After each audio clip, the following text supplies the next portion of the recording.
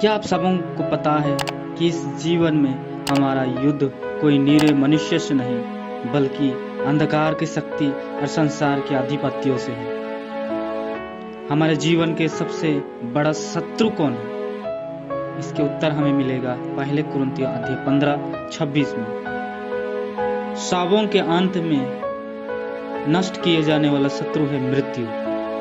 तो मृत्यु ही वह शत्रु है जिसके हाथ से कोई नहीं बच सकता। जितना जीवंत प्राणी है सबों पर मृत्यु का वास है। ऐसा क्यों है? इसके विषय में उत्पत्ति ग्रंथ अध्याय 3 में वचन कहता है कि आदम और हव्वा ने कैसे मृत्यु को इस संसार में लाया।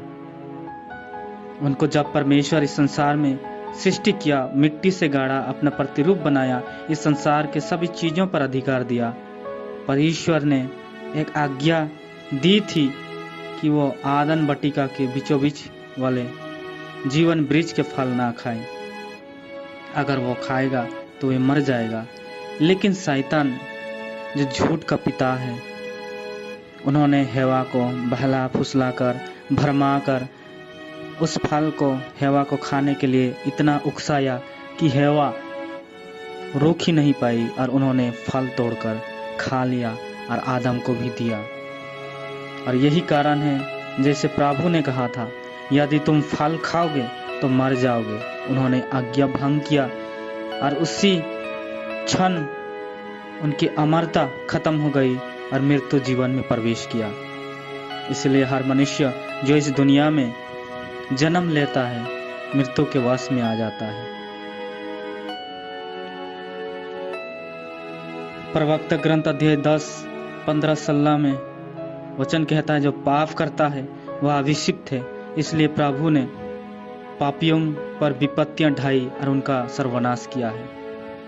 आदम और हव्वा ईश्वर की आज्ञा भंग किया, उन्होंने पाप किया, उनकी आज्ञाओं के विरोध पाप किया, इसलिए वे अभिषिक्त बन गए, क्योंकि उनके पापों के द्वारा मृत्यु इस दुनिया में आई।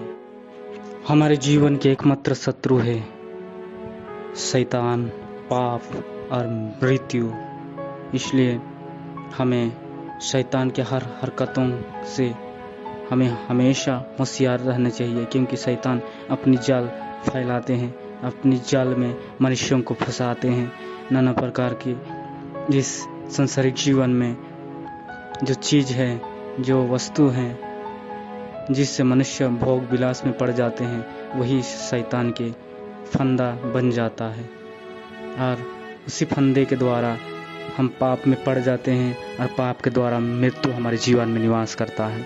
इसलिए हमेशा सतर्क रहे, सावधान रहे और अपने अंतःकरण की जांच करते रहे तथा ईश्वर की सच्ची भक्त बन के उसी की अनुसरण करे, तब कारण की यीशु के द्वारा ही हमारा मुक्ति है। पिता ने सब कुछ का अधिकार यीशु को दिया है, बिना यीशु के कोई पिता के पास नहीं पहुंच सकता। इसलिए हम यीशु के अनुसरण करें, उनके सारे हृदय से प्यार करें तथा उनकी आज्ञाओं का पालन करते रहें।